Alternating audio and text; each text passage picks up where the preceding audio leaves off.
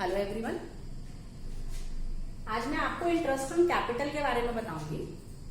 Capital ये term आपने 11th class में बेसिक अकाउंटिंग टर्म्स का जो चैप्टर है उसमें पढ़ी थी।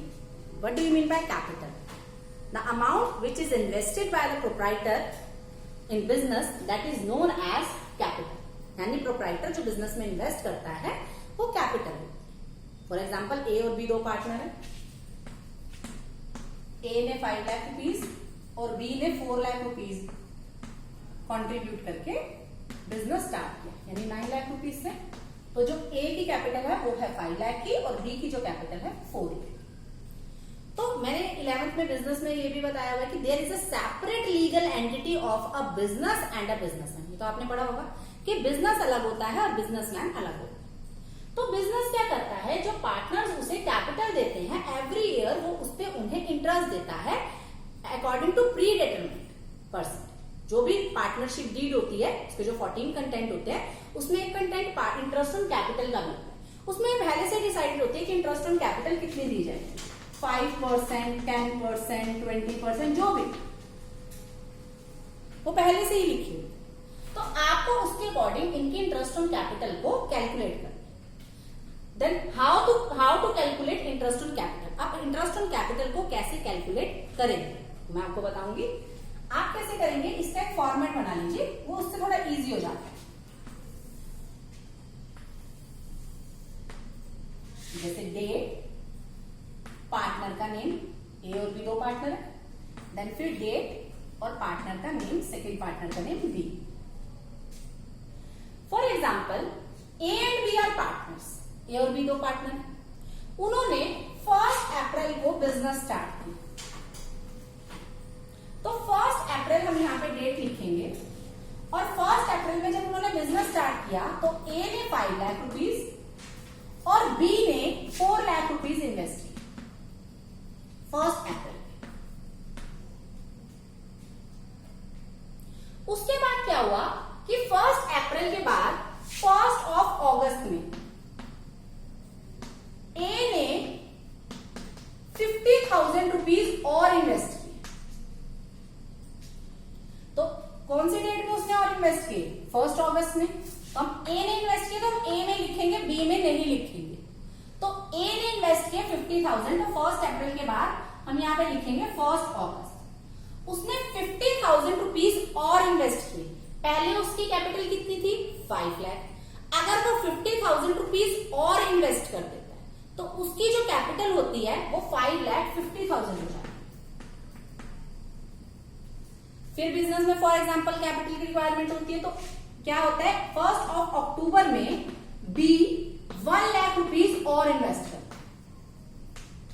1 अक्टूबर में बी ने इन्वेस्ट किए, ए ने इन्वेस्ट नहीं किए। तो हम बी में लिखेंगे कि 1 अक्टूबर को उसने 1 लाख रुपीज और इन्वेस्ट किए। तो पहले उसकी कैपिटल थी 4 लाख, अब उसने 1 लाख रुपीज और इन्वेस्ट किए तो जो उसकी कैपिटल है वो टोटल हो जाएगी 5 लाख रुपीज। इसके बाद अगर वो कैपिटल में से कुछ विड्रॉ करते हैं, आउट ऑफ प्रॉफिट अगर वो कुछ भी विड्रॉ करते हैं तो वो इसमें से माइनस नहीं होगा। अगर वो आउट ऑफ कैपिटल कुछ विड्रॉ करते हैं, फॉर एग्जाम्पल बी ने 1 फेब में 10,000 रुपीज विड्रॉ किए।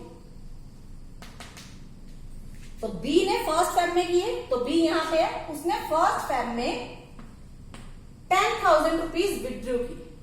तो हम क्या करेंगे, 5 लाख में से 10,000 तक कम कर देंगे तो आपका हो जाएगा 4,90,000। अब हम क्या कैलकुलेट कर रहे हैं? हम कैलकुलेट कर रहे हैं interest on capital. For example जो रेट ऑफ इंटरेस्ट है, जो rate of interest on capital है वो आपका 10% पर एनम। तो हम क्या करेंगे, इसके साथ सबके साथ हम 10% लगाएंगे।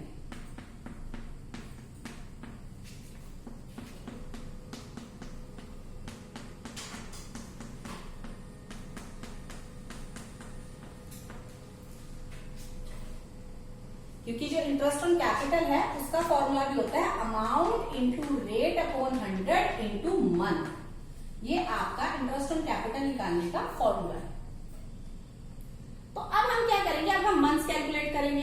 अब मैंने बताया था कि इन्होंने जो बिजनेस स्टार्ट किया था वो 1 अप्रैल में स्टार्ट किया था, और जो अकाउंटिंग ईयर क्लोज हो रहा है वो आपका 31 मार्च में हो रहा है फॉर एग्जाम्पल। तो हम यहां क्या करेंगे, लास्ट में 31 मार्च लिखेंगे, 31 मार्च। अब हम मंथ्स की कैलकुलेशन कैसे करेंगे, क्योंकि हमें इसके साथ मंथ्स भी लगाने हैं। तो क्या होगा, सबसे पहले हम ए का कैलकुलेट करेंगे।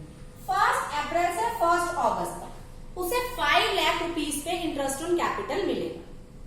तो 1 अप्रैल से 1 अगस्त, अप्रैल, मई, जून एंड जुलाई, अगस्त नहीं लेंगे क्योंकि 1 अगस्त से उसकी कैपिटल 5,50,000 की होगी। तो यानी 4 मंथ्स, यानी 4 मंथ्स का जो उससे इंटरेस्ट है वो 5 लाख रुपीज के ऊपर मिलेगा। उसके बाद अगस्त में, क्योंकि उसने 50,000 रुपीज और इन्वेस्ट किए थे, तो इसलिए जो 1 अगस्त से 31 मार्च तक की कैलकुलेशन है वो पहले मंथ कैलकुलेट करेंगे। अगस्त, सितंबर, अक्टूबर, नवंबर, दिसंबर, जन, फेब एंड मार्च।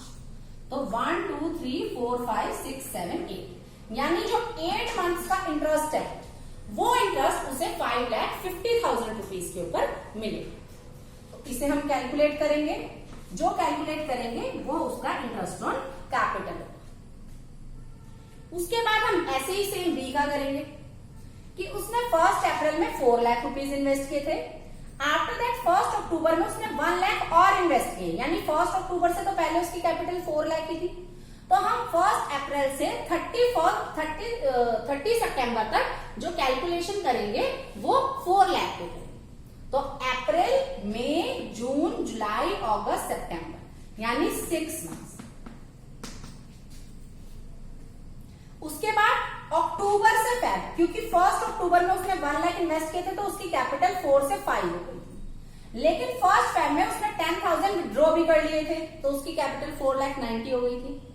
तो 1 अक्टूबर से 1 फेब, अक्टूबर, नवंबर, दिसंबर, जन, यानी 4 मंथ्स के लिए जो उसकी इंटरेस्ट ऑन कैपिटल काउंट होगी वो 5 लाख रुपीज के ऊपर होगी। उसके बाद 1 फेब में उसने 10,000 रुपीज विड्रॉ कर लिए थे तो उसकी कैपिटल 5 लाख से 4,90,000 रुपीज। तो उस पे जो कैलकुलेशन होगी 1 फेब से 31 मार्च, यानी जो 2 मंथ्स है उसकी कैलकुलेशन इसकी। इसे कैलकुलेट करके हम बी की इंटरेस्ट ऑन कैपिटल निकालते हैं, इन तीनों को ऐड करके। ऐसे ही इन दोनों को जो ऐड करके आएगा वो ए की interest on capital. Thank you and have a nice day.